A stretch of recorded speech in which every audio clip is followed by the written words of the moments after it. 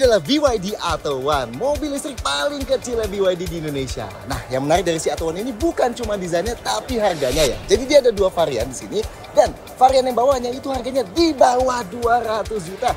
Jadi dia bukan cuma gangguin mobil listrik lainnya, tapi juga LCGC digangguin sama dia ya. Nah, buat detailnya, simak di 10 hal pertama dari BYD Atto One.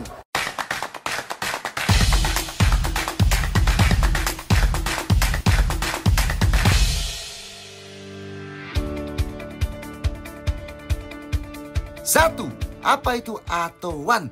So, mungkin kalian pernah lihat foto mobil ini tapi sering disebutnya BYD Seagull. Well, itu karena emang ini adalah mobil yang sama ya, tapi dipakai nama yang beda buat pasar yang berbeda. Bahkan sebenarnya masih banyak lagi nama lain dari Atto One ini. Di Brazil dan Meksiko misalnya, mobil ini disebutnya Dolphin Mini. Di Cina, Filipina, Kolombia misalnya, mobil ini disebutnya Seagull. Di Eropa, mobil ini disebutnya Dolphin Surf. Dan di Indonesia disebutnya Atto One. Nah, meskipun pakai nama Atto, tapi Atto One ini tetap masuk ke lineup Ocean Series-nya BYD ya.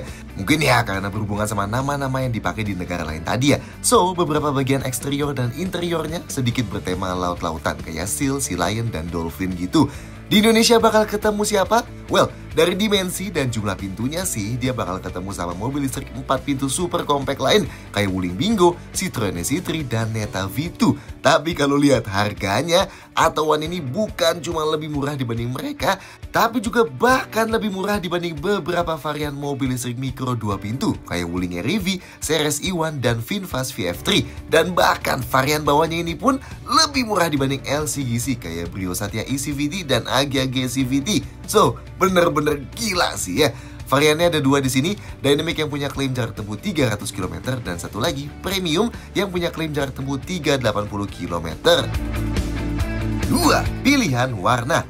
Atto One ada 3 pilihan warna ya. Putih Apricity White, hitam Cosmos Black, dan kuning Stabilo Sprout Green. 3. Eksterior unik. Gak salah sih kalau banyak yang bilang Atto One ini sekilas kelihatan kayak Lamborghini yang digepengin ya. Tapi itu justru jadi komplimen gak sih? Mana ada coba sebelum-sebelumnya 200 juta dapat mobil bertampang ala Lambo ya kan? Apalagi dengan dimensi yang compact banget gini. Jadi ngasih kesan yang lebih fun gitu ya. Anyway, di luar itu menurut kita bentuk Atto One ini menarik sih ya. Serba tajam-tajam dibanding Bingo dan Neta V2 yang membulat-bulat. Cocok lah ya buat masyarakat di sini. Oh, dan desainnya sedikit dibedain sama Seagull di Cina sana ya. Atto One di sini lebih mirip sama Dolphin Surf di Eropa. Meskipun ada beberapa perintilan yang dibedain juga sih ya. Depannya, bagian yang tajam-tajamnya paling ekstrim ya.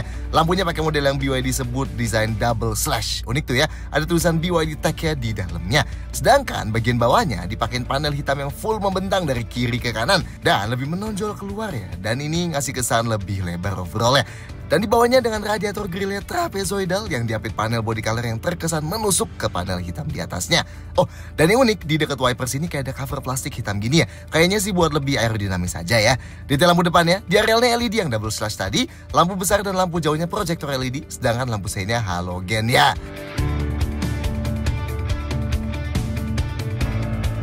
Sampingnya, bagian sini juga lekukan tajamnya jelas banget nih. Yang paling unik adalah garis yang ditarik dari lekukan Defender depan ini sampai ke pilar C yang bikin jendela belakangnya kelihatan sangat-sangat menyempit ya. Nah, di pilar C-nya ini juga dikasih panel hitam dengan elemen yang terinspirasi dari dot matrix. Fungsinya sih buat ngasih efek atap pengambang aja. Yang unik lagi, handle pintunya. Bukan karena modelnya yang pakai bentuk cepol modern gini ya. Tapi coba lihat deh, karena handle pintunya terkesan jauh banget ya di bawah window liningnya. Apalagi handle pintu yang belakang tuh, ya kan? Velgnya kedua varian sama-sama dapat 16 inci warna abu-abu gini. Gede sih ya. Tapi emang ban 18555R16-nya kelihatan tipis sih ya. Kalau ditebelin sedikit aja bannya, kayaknya bakal lebih cakep deh. Tapi ini juga oke lah overall. Oh, dan ada tulisan Blade Battery gini nih di panel hitam yang di bawah pintunya. Belakangnya, selain tampang lampunya, lihat mobilnya dari 3/4 belakang juga jadi salah satu sudut favorit kita nih ya. Karena unik banget. Paling unik, kaca belakangnya ukurannya benar-benar kecil ya. Otomatis jadi nggak ada wipernya sih ya sayangnya. Tapi menurut kita, ini ngangkat desainnya banget sih. Apalagi kayak terintegrasi gitu sama spoiler besar di atasnya. Lampunya juga keren ya, full menyambung buat nambah kesan lebarnya dari belakang. Dan yang bagian bawahnya dikasih kayak dot matrix juga ya. Sedangkan bumper bawahnya dibuat berlekukan tajam kayak panel hitam di depannya tadi ya. Langsung menyambung ke reflektornya juga. Dan bumper hitam bawahnya dibuatin kayak diffuser gini ya. Oh, dan pakai antena Siri View gini. Detail lampu belakangnya, lampu malamnya LED yang panjang dan bawahnya, lampu remnya LED dengan high mode stop lamp LED, lampu mundurnya LED, lampu seinnya halogen, dan ada fog lamp halogen ya di paling bawah.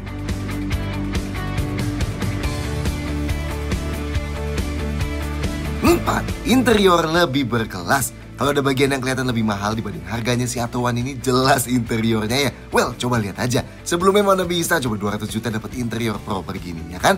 Anyway, bentuk dashboardnya meliuk-liuk gitu ya, yang bahan paling atasnya plastik, tapi di tengahnya yang panel horizontal panjang itu dikasih padding cukup empuk gini ya. Ada layar besar floating di tengah yang meskipun kecil buat standar BED, tapi tetap lebih gede dibanding layar kebanyakan mobil harga segini ya. Terus ada beberapa kontrol fisikal penting di tengah. Desain lubang ventilasi AC ke atas yang unik tuh ya, terintegrasi sama dashboardnya kayak bolong-bolong gitu. Dan ada tulisan BYD desainnya gitu ya, yang di ventilasi bawahnya. Sampai kontrol tengah kecilnya yang dibuat mencuat ke atas buat wireless charger di varian yang tinggi. Dan desain tengahnya ini pinter ya, karena dia ngasih storage terbuka di bawahnya buat yang depan dan juga yang belakang gini. Unik sih ya. Oh, dan setir boxnya ini udah dilapis kulit di varian tingginya, sedangkan di varian bawahnya belum ya. Tapi kalau lihat keseluruhan sih, yang varian bawah ini pun gak kelihatan murahan juga ya. Anyway, jok depan pakai model yang ala semi bucket seat yang headrestnya terintegrasi gini, tapi gak kayak jok murah gitu ya. Ini aja kelihatan lebih mahal dan ke sporty-sportyan gitu. Apalagi yang di varian atas, jok drivernya elektrik dan di kedua varian dilapis bahan kulit sintetis pula. Nice ya. Dan ini jok belakangnya. Nah, nggak kayak Seagull dan Dolphin Surf yang kebanyakan dapat jok belakang dengan 2 headrest. Atowan di Indonesia beda nih ya. Kontur joknya diubah dan dirancang buat muat 3 penumpang dan dikasih 3 headrest ya. Tapi ya udah pasti bakal sempit lah kalau didudukin sama 3 penumpang di belakang sini. Tapi kalau anak kecil mungkin gak masalah juga ya. Lagian ini 100% lebih proper dibanding jok belakang mobil listrik mikro yang biasanya di harga segini ya kan. Nah, pintunya ini bagian yang menurut kita paling nunjukin mobil murahnya dia karena paling banyak bahan plastiknya. Tapi dia kalin pakai bentuk yang meliuk-liuk gini ya. Dari yang paling atasnya itu sampai ke yang abu-abu di tengah itu plastik ya, keras semua. Kecuali yang bagian sandaran tangannya itu dikasih lapisan kulit gini. Dan ini pintu belakangnya. Nah, ini kelihatan ya, bentuk window liningnya sangat menyempit tuh di bagian belakangnya. Bahannya sama, plastik keras semua, kecuali di bagian yang buat sandaran tangan yang lebih empuk. Oh, dan plafon Atowan ini hitam ya. Sayang sih menurut kita, kalau pakai warna terang pasti bisa ngasih kesan yang lebih lega. Tapi kelihatannya orang Indonesia nganggap plafon gelap gini somehow lebih mahal ya. Detail lain di dalam, lampu kabinnya di depan ada LED 2 gini. Gila gak tuh, mobil harga segini dapat lampu kabin LED. Nice, tapi emang di belakang sayangnya nggak ada lampu tambahannya. Sun visornya kiri dan kanan sama-sama dapat card holder, kaca yang bisa ditutup buka dan ada lampunya juga. Gila ya, seharga gini dapat kayak gitu. Pegangan tangan plafonnya di depan hanya di sisi penumpang aja, yang driver nggak ada. Sedangkan yang belakang sama-sama dapat model lipat dan ada tambahan gantungan baju di pilar B-nya. Dan spion tengahnya day and night manual, kalau silau tinggal cetakin gini. Tapi gimana rasanya duduk dalam kabin?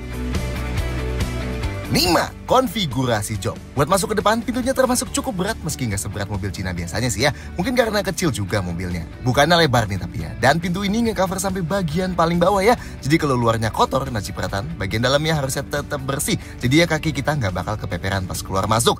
Napak ke dalamnya nggak tinggi ya, masih gampang banget. Nah, kalau mobil listrik sekelas ini biasanya kan jarak lantai kedudukan joknya deket banget tuh. Di Atowan ini termasuk cukup enak ya. Sudut paha kita masih naik sedikit sih, tapi not bad loh dibanding di V2, di Bingo atau di Citroen isi3 gitu. So, lebih enak dibanding kebanyakan mobil listrik compact gini. Tapi emang belum seenak di Brio gitu misalnya ya posisi duduknya. Posisi duduk by default kita termasuk cukup tinggi. Masih ergonomis ya, ini nggak tinggi berlebihan. Visibilitas ke depannya aman, nggak kehalangan apapun di dashboard. Tapi emang kap mesinnya mendelep banget, jadi nggak kelihatan juga ujungnya buat patokannya. Visibilitas ke sampingnya normal aja sih ya, karena spionnya masih di pilar A. Pengaturan joknya yang driver varian premium elektrik 6 arah. Slide, recline, dan bisa dinaik turunin ketinggiannya. Nggak bisa tilt tapi ya depannya. Yang dynamic manual, slide recline aja ya, nggak ada height adjusternya. Yang jok penumpang depan kedua variannya sama-sama manual ya, slide dan recline aja. Headrestnya pakai model yang terintegrasi, tapi bukan yang kayak mobil murah sih ya, lebih ke model sporty-sportyan gitu sih. Posisinya juga masih enak nopang kepala kita, jadi pas kita sandaran, kepalanya nggak bakal ngedanga. Nah, ruang kepalanya sisanya nggak banyak, tapi masih aman ya. Sandaran tangannya dilapis bahan gini, cukup empuk sih meski emang nggak empuk-empuk banget. Dan karena ini lapisannya panjang, jadi tangan kita bisa sandaran di sini sambil pegang setirnya. Dan karena mobilnya kecil juga, jadi paha kita bisa bersandar di bagian empuk sini ya. Yang di pintu juga dilapis kulit-kulitan gini, yang nggak terlalu empuk. Seatbeltnya nggak bisa dinaik turunin, setirnya selain tilt, karena bisa teleskopik juga nih, khusus yang varian premium. Nice ya, cukup jarang nih di harga segini. Sedangkan buat sandaran kaki kiri driver dikasih gundukan gini, tapi nggak ada pad plastiknya ya. Sekarang kita ke belakang.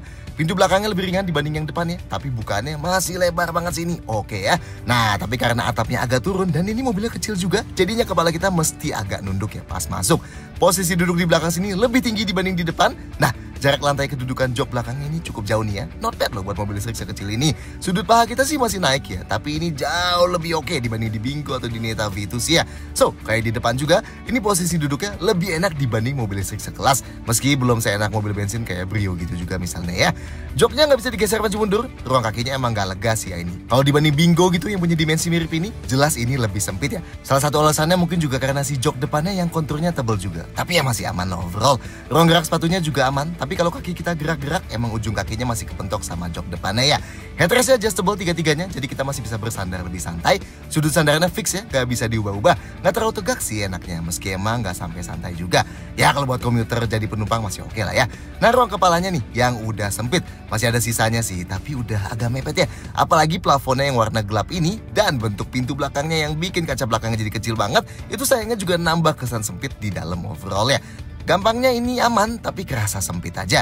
Buat sandaran tangan di pintu masih dilapis kulit-kulitan ini juga, meski ini kecil banget ya. Agak kerasa sempit sih tangan kita di sini. Di tengah nggak ada armrest ya, tapi normal banget lah ya di harga segini.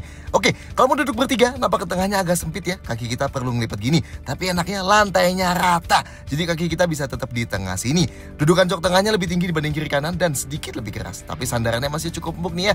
Dan karena ada headrest, jadi kepala kita nggak ngedanga. Tapi ruang kepalanya emang udah lebih sempit lagi di sini. Sedangkan seat belt di tengah sini 3 titik ya. Nah tapi catatan, di kebanyakan model Atto1 atau Seagull di luar negeri, jok belakangnya itu 2-seater aja. Sedangkan yang di Indonesia ini dibuat 3-seater dengan headrest tambahan gini. So, udah pasti kalau kita duduk bertiga bakal desek-desekan banget ya lebarnya. 6. Detail fitur. Jangan berharap fitur Atto1 bakal sebanyak BYD lainnya kayak Atto3 atau Seal gitulah ya. Mengingat harganya cuma 200 jutaan ya kan. Tapi buat harga segini yang didapat termasuk banyak lah ya. Inputnya dulu, varian premium dapat wireless charger di depan sini. Yang HP-nya Qi compatible, tinggal ditaruh aja dan nanti bisa ke charge. Bisa kita mati nyalain dari head unit juga ya si wireless chargernya ini. Sedangkan yang varian dynamic di sini buat naruh tempat HP aja, nggak ada wireless chargernya. Lanjut, di bawah sini ada satu power outlet 12 volt, micro SD reader, dan satu USB port Type A dan satu Type C. Di belakang sayangnya nggak ada sih, tapi masih normal lah buat harga segini ya. Ada V2L juga atau vehicle to load. Jadi kalau kita punya adapternya, kita bisa colokin ke charging portnya, dan nanti kita bisa colok peralatan elektronik rumahan yang dayanya bisa hingga 2,2 kW atau 2200 watt. Nice ya. Ini ada remote kuncinya, ada lock, unlock, buka bagasi, dan remote start. Ini ada passive keyless entry-nya, jadi kalau mobilnya kekunci, remote-nya tinggal kita kantongin aja, deketin mobilnya, dan klik tombol ini di handle-nya, dan kuncinya bakal kebuka. Buat kunci lagi, tinggal klik lagi aja ya. Sedangkan buat mati nyalain mobilnya, masih dikasih tombol start fisikal gini nih, nice ya. Dan yang baru kita lihat, ada fitur driving password, yang katanya sih, kalau diaktifin bakal butuh masukin password seandainya kita mau jalan, dan tadi kunci mobilnya dibuka pakai kunci manual. Unik ya. Kuncinya bisa dipakai buat buka semua jendela juga kalau kita tahan tombol unlock. Tapi dari yang kita coba nggak bisa buat tutup lagi ya. Kalau mau tutup lagi harus klik dan tahan tombol lock yang ada di handle pintunya tadi ya. Ada remote start climate juga. Jadi kalau kita tahan tombol ini dari luar, nanti kita bisa nyalain sistem mobilnya dulu dan AC-nya. Jadi pas kita masuk mobil, kabinnya udah langsung adem. Nice ya. Dan kayak BYD lainnya juga ada kunci kartu NFC ini. Jadi kita bisa tinggalin remote kuncinya di rumah dan bawa ini aja. Nanti buat buka kunci mobilnya, kita tinggal tap ke spion CC driver ini dan kuncinya kebuka. Kalau udah kebuka pakai ini, kita bisa masuk mobil dan tinggal klik tombol start tadi ya buat nyalain mobilnya. Dan buat kunci lagi tinggal tap di spion tadi lagi aja. Nice dah. Atto1 ini juga dapat fitur telematics buat pantau dan kontrol beberapa fitur mobilnya langsung dari HP kita selama ada internetnya ya. Dan bisa jadiin HP kita jadi kunci juga dengan Bluetooth key. Mantap. Rem parkirnya elektrik, nggak ada tombol fisikalnya sih. Dan kita cari di head unit juga nggak ada switch manualnya. Tapi ini bakal otomatis aktif kalau kita masukin ke gigi P dan otomatis non aktif kalau keluar dari P ya. Ada auto hold juga buat nahan rem mobilnya pas kita berhenti. Dan kalau ini sih ada tombol fisikalnya ya di tengah sini. Lampunya otomatis, nice ya. Dan dia bakal nongol indikator di instrument cluster kalau kita lagi ubah-ubah lampunya. Wipernya intermittent variable, tapi emang nggak ada wiper belakang ya sayangnya. AC-nya manual, kontrolnya dari head unit ya. Di bawah sebenarnya ada tombol fisikalnya, tapi ini cuma buat atur defroster kaca depan, mati nyalain kipasnya, dan mati nyalain AC-nya. Nah di head unitnya ini, kalau kita klik kecepatan kipasnya, dia bakal otomatis dikasih slider gitu ya, supaya kita lebih gampang aturnya. Tapi kalau misalnya kita lagi di layar lain dan mau atur AC-nya dengan cepat, bisa nih pakai gestur 3 jari ya. Jadi 3 jari ke atas bawah buat atur suhu AC-nya, dan 3 jari ke kanan kiri buat atur kecepatan kipasnya. Agak sulit sih kita lakuin gestur ini di sini dibanding di model BYD lainnya, tapi not bad lah, masih ada kayak gini ya. Di menu lengkap AC-nya ada buat atur arah angin ke kaki, nyalain defroster depan dan defogger kaca belakang plus spionnya. Nice, ada settings juga buat atur seberapa lama fitur remote AC tadi nyala, terus buat otomatis tutup sirkulasi pas masuk gigi P, dan buat otomatis kecilin kipasnya pas ada telepon masuk selama HP kita tersambung via Bluetooth ya. Lanjut, instrumen clusternya. BYD bilangnya sih 7 inci. Tapi ini yang beneran layar TFT LCD sih paling cuma sekitar 4 inci gitu ya di tengah. Yang kiri kanannya lebih kayak layar LCD kalkulator yang berwarna gitu. Di atas ada indikator mode berkendara dan regen. Nah, kalau mau ubah menu yang di tengah, kita bisa klik tombol yang di setir sebelah kiri sini. Atau pakai setir yang sebelah kanan nih. Kalau kita klik dulu tombol back yang di kanan bawah, terus baru deh pakai scroll wheel di atasnya. Infonya ada total waktu berkendara, konsumsi energi berkendara 50 km terakhir, konsumsi energi rata-rata selama total kepemilikan, kecepatan rata-rata, dan TPMS. Kalau mau ganti odometer, trip A, trip B yang di bawah, pakai tombol di ujung kanan tuas lampu ya. Speakernya kedua varian ada 4 ya. Jendelanya kedua varian sama-sama auto down semua jendela, tapi cuma yang varian premium yang ada auto up khusus jendela driver ya. Sedangkan spionnya pengaturannya elektrik, tapi pelipatannya manual. Setirnya yang kanan sini ada buat atur volume, track, teleponi, voice command, favorit, dan bisa buat atur MID juga. Yang kiri ada buat cruise control, nice ya. Ada buat atur MID juga dan buat tombol favorit lagi. Dan terakhir head unitnya 10,1 inci. Sekali lagi ini gede buat standar sekelas ini, tapi kecil buat standar BYD ya. Kayaknya kalau ada yang jual aksesoris layar lebih gede, bakal cakep nih ya.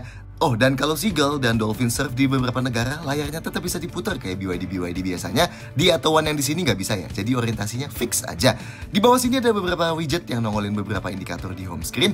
Kalau kita swipe down dari atas, ada beberapa quick control ya, kayak buat mati nyalain layar, masuk layar energi, mati nyalain Bluetooth, Wi-Fi, atur brightness, volume, screenshot, ganti tema, mati nyalain defogger, wireless charger, dan ini sebenarnya bisa kita custom sih ya, mau apa-apa aja yang tersedia. Dan di paling bawah selalu ada menu buat buka aplikasi, aktifin split screen, atur semua per ASEAN, home screen, dan back ya. Ada wireless Apple CarPlay dan wireless Android Auto, jadi kita bisa sambungin HP kita tanpa kabel, dan nanti bakal munculin interface yang familiar gini ya. Nanti bisa buka aplikasi kayak Apple Music, Spotify, Google Maps, Waze, dan lain-lain. Oke, lanjut menunya. Ada buat buka kamera belakangnya, BYD Assistant ini buat perintah suara yang sayangnya belum kita cobain ya. Smart Charging ini buat atur penjadwalan ngecharge kalau pakai isi charger di rumah. Ada App Store khusus BYD, bisa ganti tema, media bisa diputar, ada dari hard disk internal, Bluetooth, microSD card, dan USB. Dan ada beberapa utility tools buat optimisasi OS. Dan settingsnya banyak nih. Dari submenu audio display, ada buat atur brightness instrumen cluster dan ubah sisa jarak yang ditampilin, mau dengan gaya berkendara standar atau dynamic yang pasti lebih pendek. Buat atur layar head unit termasuk ganti tema terang gelap, atur suara-suaraan kayak Avast gitu, dan notifikasi kayak peringatan kecepatan, dan buat atur speaker-speakerannya. Submenu light ada buat mati nyalain DRL, atur ketinggian sorotan lampu, follow me home, dan welcome light. Submenu locks buat atur driving password tadi dan auto lock, dan atur buka jendela yang pakai kunci tadi. Submenu energi buat lihat detail konsumsi berkendara, atur jadwal charging, kunci charger, dan atur daya AC charging maksimal, dan ada buat atur regen braking. Submenu vehicle ini kelihatannya buat otomatis nyalain mobil kalau kita masuk, dan mati kalau kita kunci mobilnya ya. Ada juga buat atur ubah-ubah bobot setir, ubah brake assist-nya, comfort parking buat kurangin efek nose dive kalau kita lagi ngerem, buat mati nyalain stability control, buat matiin rem parkir elektrik kalau kita mau parkir paralel, dan ada buat aktifin auto hold lagi. Submenu service buat pengingat servis dan angkat wiper depan, submenu ADAS buat mati nyalain sensor parkir, dan submenu sistem buat settings yang lebih general. 7. Detail safety. Nah, salah satu yang bikin Atto1 ini di Indonesia bisa terjangkau banget karena sampai varian atas pun gak dimasukin fitur ADAS ya, atau safety active. So, yang kelihatan kayak cover radar di depan itu gak ada apa-apa ya di baliknya. Tapi ya gak masalah sih, toh kompetitor harga segini juga gak ada yang punya. Mungkin nextnya kali ya kalau BYD bawa varian yang lebih tinggi lagi. Karena emang di Cina dan di Eropa, si Atto1 ini yang varian tingginya ada ADAS-nya ya. Tapi di luar itu, safety basic-basicnya Atto1 ini termasuk lengkap sih. Airbagnya varian premium ada 6 ya.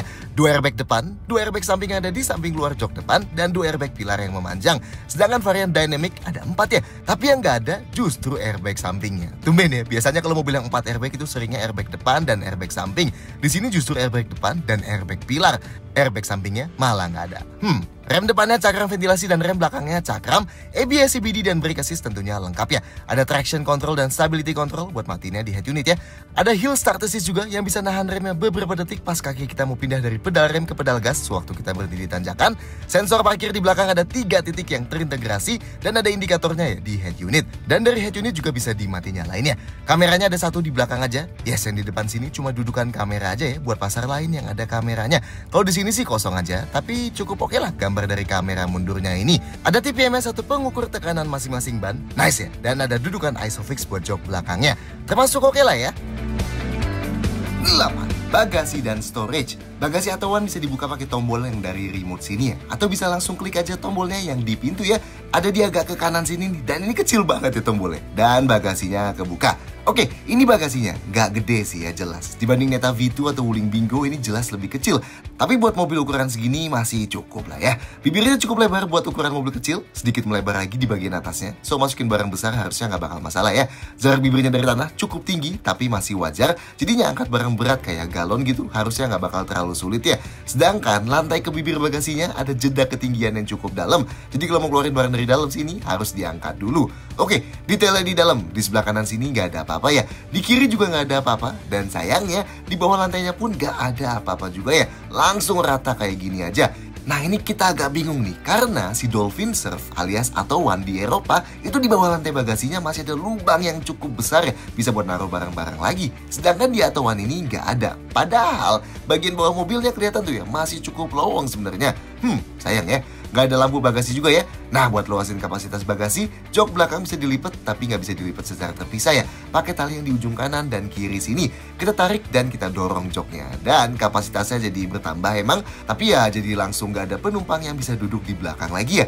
Dan gundukan ini juga tinggi ya, jadi kalau mau geser barang ke depan harus diangkat dulu jelas. Buat tutupnya disediain handle di dalam sini, dan ini sisa storage di dalam kabin.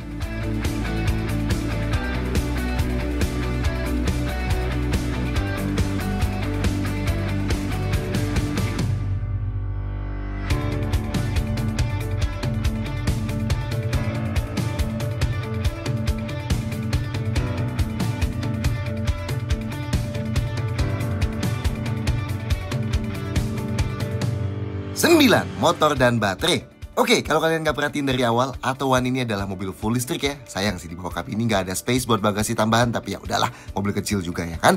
Anyway, Atowan pakai motor listrik di depan yang bertenaga 74 HP atau 55 kW dan torsinya 135 Nm. So, tenaga dan torsinya emang nggak setinggi di Neta V2. Tapi kalau dibanding di Bingo atau Citroen DC3 sih masih comparable ya. Dan yang jelas dibanding setiap mobil listrik mikro, ini jauh lebih bertenaga ya. Kalau dibanding LCGC kayak Agya dan Brio sih emang tenaganya lebih rendah ini, tapi torsinya lebih tinggi ya. Klaimnya 0-50 km per jam butuh 4,9 detikan. Tapi yang lain gak ngeklaim angka akselerasi 0-50 ya. So kita nggak dapat gambarannya juga sih. Kecepatan maksimalnya diklaim 130 km per jam. So sekali lagi better dibanding kompetitor mobil listrik harga segini.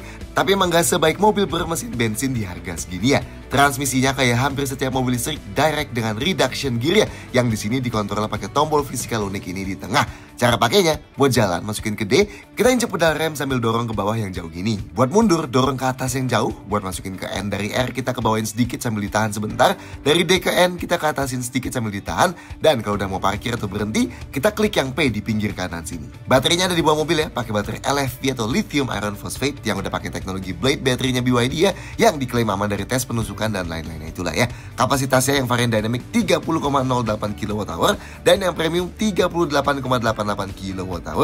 Dan ini ngasih klaim jarak tempuh sekali charge penuh hingga 300 km buat yang varian dynamic dan 380 km buat yang varian premium. Ini pakai metode NEDC klaimnya. So, varian atasnya klaimnya agak mirip sama Bingo dan Neta V2 gitu. Yang varian bawahnya dimiripin sama REV varian atas gitu ya. Mode berkendaranya bisa diganti-ganti pakai tombol di tengah sini ya. Ada mode normal, eco, dan sport. Ada mode snow juga yang bisa diaktifin pakai tombol sebelahnya. Tapi ini nggak terlalu kepake lah ya di sini. Tentunya ada regenerative braking. Jadi kalau kita lepas pedal gasnya, mobilnya bakal memelankan laju sembari sangat perlahan ngecharge baterainya ya. Dan tingkat regen ini bisa diubah dari head unit ya. Yang ada dua pilihan ini. Charge-nya ada di kanan depan sini, tinggal kita tekan aja cup chargingnya. AC chargingnya pakai port type 2, daya charging maksimalnya sampai 6,6 kW. Sedangkan fast charging atau DC chargingnya pakai port CCS2, daya charging maksimalnya yang dynamic sampai 30 kW dan yang premium sampai 40 kW. Kalau pakai daya maksimumnya, estimasi waktu charge-nya dari 30-80% dalam 30 menit ya. 10. Detail-detail lain kayak line up BYD lainnya di sini, Atowan ini juga masih diimpor tuh atau CBU langsung dari Cina ya. Sedangkan garansi umum kendaraannya berlaku 6 tahun atau 150.000 km. Garansi khusus drive unit atau penggeraknya berlaku 8 tahun atau 150.000 km. Dan khusus baterai tegangan tingginya garansinya 8 tahun atau 160.000 km dengan kondisi SOH atau state of health-nya 70% ke atas. Sedangkan buat servisnya belum ada info ya, tapi kemungkinan besar sih kayak MC basicsnya yang nggak ada gratis servis atau jasa. Tapi ya harusnya nggak bakal terlalu mahal lah, mengingatkan mobil listrik juga lebih minim maintenance, ya kan? So, kalau kalian soal BYD Atto One ini, silahkan sampaikan komentar di bawah, klik like dan jangan lupa subscribe channel YouTube kami di video ini. See you next time.